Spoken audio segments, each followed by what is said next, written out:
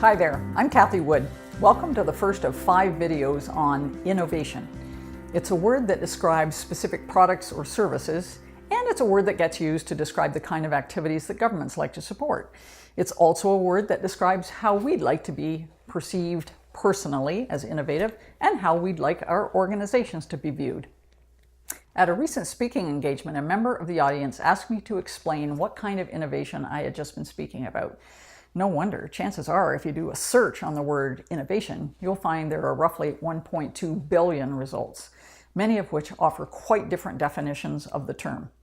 So given that these videos are for organizational leaders whose decisions affect how innovative they are, here's the definition I use. Innovation in business means coming up with new ways of doing things that deliver greater value to your customers or clients directly or indirectly. And the new ways must set you apart in the marketplace. In other words, you're only innovative if those new ways of delivering greater value affect someone, such as your customers or potential customers if you're going after a new market, and if those new ways are in fact new, particularly to your customers and your target market. It's not innovation just because you've never done it before. It's just new for you.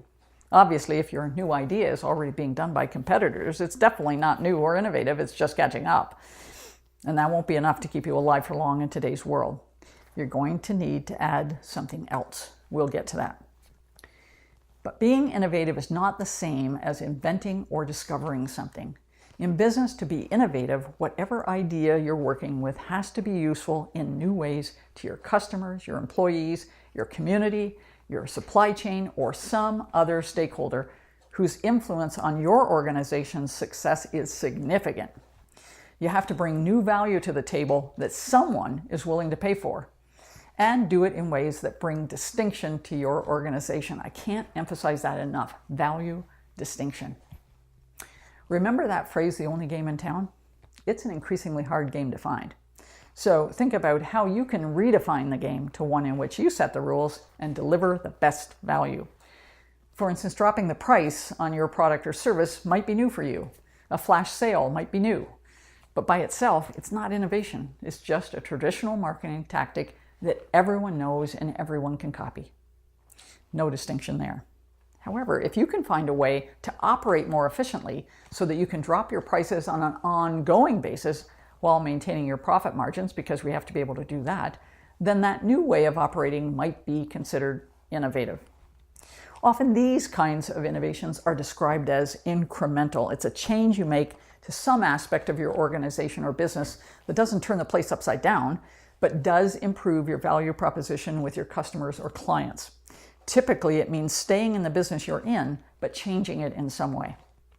This type of incremental innovation is common in organizations that are already in existence. They've got a legacy. And interestingly enough, recent research is suggesting that incremental innovation is relatively common in organizations in rural areas and small towns, much more so than the other type of innovation we hear much more about, disruptive innovation, or as some refer to it as radical innovation. Disruptive innovation refers to taking a whole new approach to a particular market, offering significantly different or even entirely new products or services, and almost always challenging industry leaders in the process. Disruptive innovation usually comes from outside the industry, when someone looking at what we do sees something we don't see, or for whatever reason we don't want to pursue. Sometimes the seed of that innovation comes from a university or college research lab, which is why we tend to see truly disruptive innovations emerge from urban centers where institutions of higher education and major corporate offices predominate. But just remember, that's only the beginning of the innovation journey.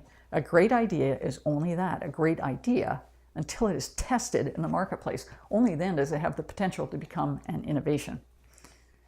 Now on to video 2. Where do I look for innovation in my organization?